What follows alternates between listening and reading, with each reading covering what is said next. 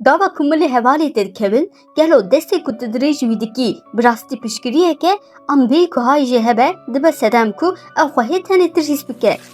Têgihîştina xemgîniya kesekî din ji avakirina bextewariya xwe hunerek naziktir e. Nexwe tu, gelo tu bi gelemperî ji wan kesanî ku dibêjin dev jê berde, dê derbas bibe. An ji wan kesanî ku bêdeng guhdarî dikin û tenê li kêleka wan disekinin. Deqet li ser vê cudahiya mezin a di navbera van herduyan de fikiriye. Ka em animasyonekî piçûk çêkin. Cavên xwe bigire û bifikire ku hevalê te yê herî nêzik digirî.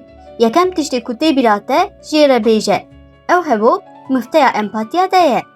Bîrmeke, carinan teselliya herî baş ew e ku meriv tiştekî nebêje û tenê li wir be.